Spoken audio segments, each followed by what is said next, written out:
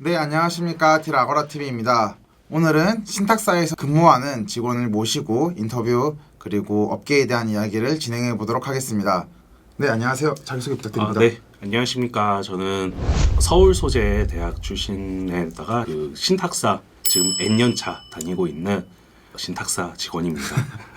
반갑습니다. 신탁사에서는 혹시 어떤 일을 진행을 하는 회사인가요?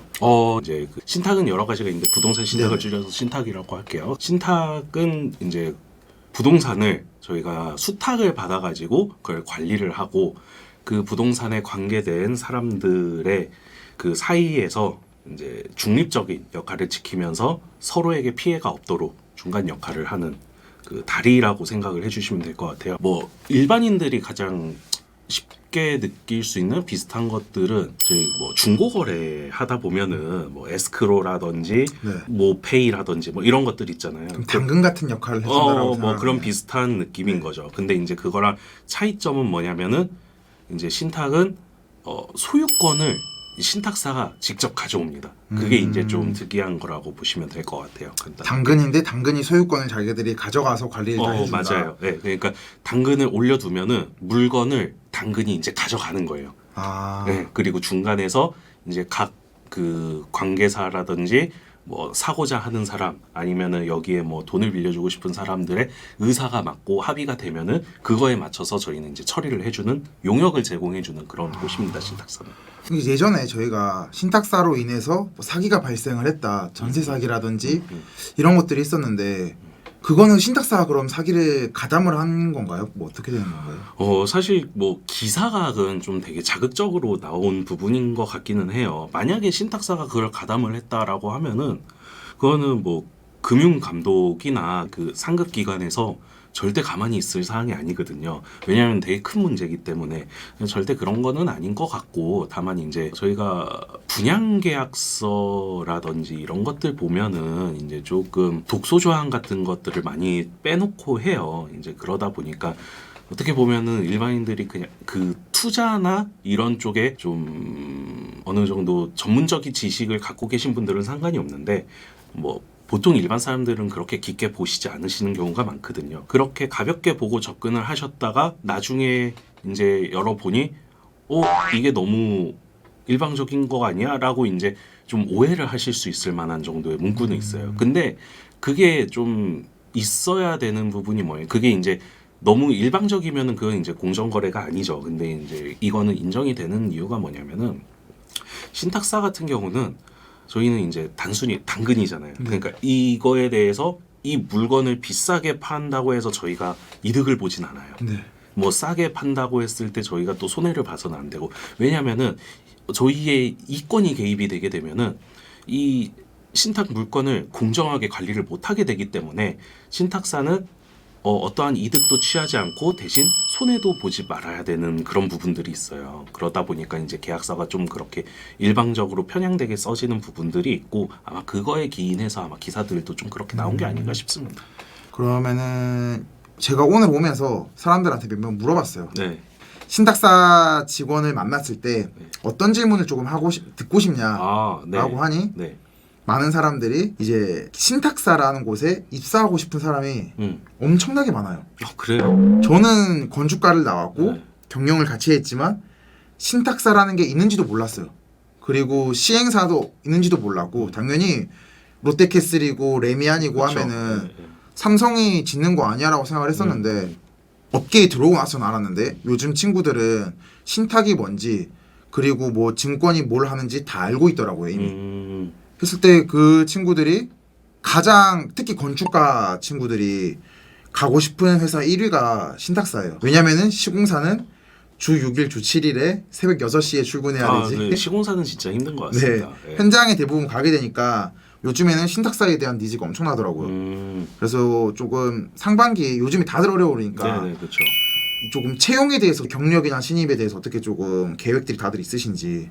사실 뭐 저 회사의 뭐 계획은 모르겠는데 확실히 부동산 경기가 안 좋아지니까 예전보다는 많이 이제 축소를 하거나 아예 안 뽑거나 할 것 같아요. 이제 회사마다 다를 것 같은데 뭐 어느 신탁사 같은 경우에는 그거와 상관없이 그래도 인력을 주기적으로 뽑아야 된다라는 생각을 갖고 뽑는 회사도 있는 것 같고 아니면은 좀 줄여서 요만큼만 일단 보충을 하자라고 하는 곳도 있는 것 같고 아예 뽑지 말자라고 그냥 동결시켜버리고 가는 곳도 있는 것 같고 다양한 것 같아요 지금 분위기가. 혹시 해고 쪽에서는 어떤가요? 증권사는 네. 일이 없으면은 솔직히 뭐 다들 계약직이시니까 그렇죠. 예. 즉각적인 해고가 이루어지는 편인데 신탁사는 정규직이잖아요. 신탁사를 그나마 이 부동산 개발업 관계사 중에서 신탁사를 조금 그래도 좋게 봐주는 유일한 이유 이게 신탁사는 그렇게 쉽게 자르진 않습니다. 그거는 네, 맞고요.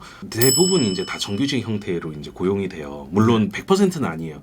100%는 아니고 뭐 경력직으로 이직을 해오시거나 뭐 좀 스카웃 형식으로 들어오시거나 하는 경우에는 계약직도 간간이는 있는 걸로 알고 있고 전반적인 분위기는 해고를 통지를 하진 않습니다. 다만 어느 회사나 비슷할 거예요. 신탁사가 어느 부서를 가나 본인이 이제 하려고자 하면은 뭐든 할 게 있어요. 그러니까 아무 업무 분장을 안 주고 이러는 회사는 잘 없기 때문에 왜냐하면 이쪽 인력이 되게 회사가 타이트하게 들어가기 때문에 바쁘거든요. 현업을 들어오면은 그래서 이제 그냥 아예 놀게 만드는 경우는 잘 없고요. 예.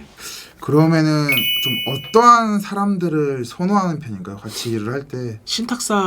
신탁사 특징은 제가 봤을 때 예전이랑 그러니까 저 들어올 때랑 요즘이랑 또 분위기가 좀 다른 것 같아요. 처음에 저 들어올 때는 이제 정말 튀지 않는 사람, 정말 튀지 않고 뭐 좀 아무것도 몰라도 돼. 다만 사고 안 칠 것 같은 사람. 뭐 이런 어떻게 보면 것들을 약간 원했죠. 공무원이나 은행원 뭐 그런 같은 게 스타일을. 비슷했죠. 네. 네. 지금은 그것보다는 좀 더 이제 적극성 이런 것도 좀 보는 것 같아요. 그러니까 이게 외향적인 거를 본다라기보다는 이제 좀 어느 정도 미리 공부를 했냐, 뭐 어떻게 준비를 했냐를 보면서 완벽할 필요는 없거든요. 그게 완벽할 필요는 없는데 준비를 어느 정도 하면서 얘가 업무를 받았을 때 어느 정도로 이제 혼자 잘 헤쳐나갈 수 있냐 이런 것도 좀 보는 것 같고 그런 것 같습니다. 그러면 신탁사는 조금 조용조용하게 앉아서 다들 자기 일에만 몰두를 하는 스타일인 건지 분위기는 어떻게 될까요? 그러니까 가만히 앉아서 일만 하는 경우는 사실 잘 없고요.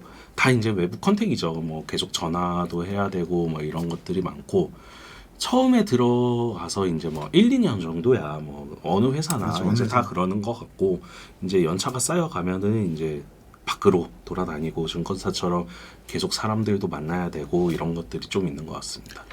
근데 이제 되게 희한하죠. 그럼 증권사는 좀 외향적인 사람을 이제 채용할 때 뽑는데 신탁사는 그건 아니니까. 그러니까 왜 그러냐면은 신탁사는 입사할 때 좀 필요한 역량과 이제 그 입사한 뒤에 성장할 때 필요한 역량이 좀 다른 것 같아요. 차이가 있어요, 그게.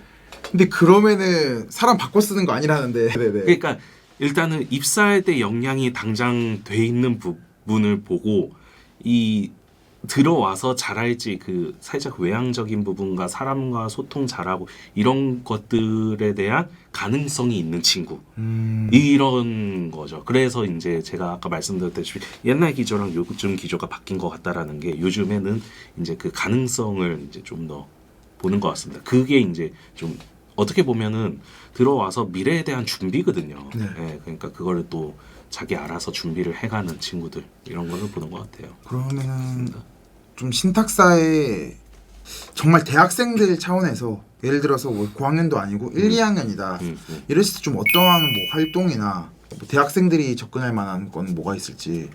대학생들이 실무를 체험할 만한 것은 잘 없을 것 같아요. 신탁 쪽은 이제 이쪽은 뭐 어느 금융기관이나 비슷하겠지만 이쪽은 이제 좀 책임에 대한 그런 게 명확해요. 책임 부담을 누가 할래 이런 부분이 너무 명확하다 보니까 직원조차도 그런 거를 좀 판단을 해서 뽑아요. 예를 들어서 뭐 단기 인턴이나 뭐 이제 계약직들이 와서 네네. 이런 업무를 했다가 뭔가 문제가 생겼어.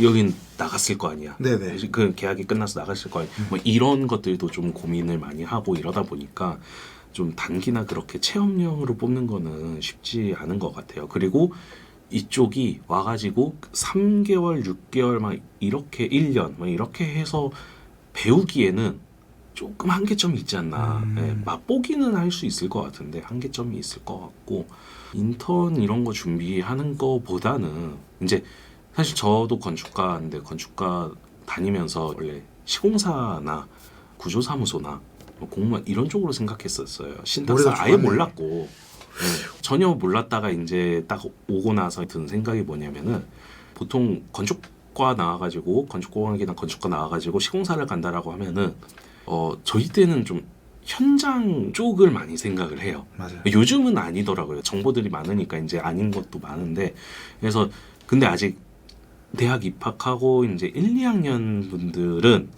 좀 그런 정보가 상대적으로는 적으니까 그 전에 좀 그 부동산 개발 쪽으로 갈지 말지를 좀 먼저 결정을 하면 좋을 것 같아요.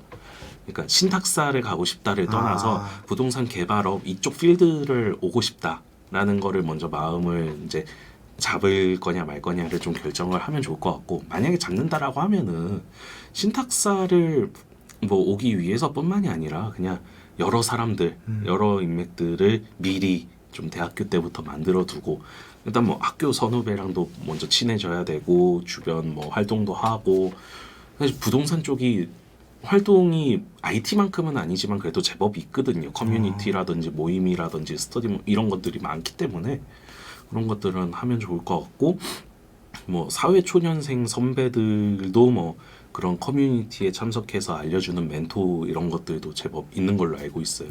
그래서 그런 거 많이 해두면 좋지 않을까 싶습니다.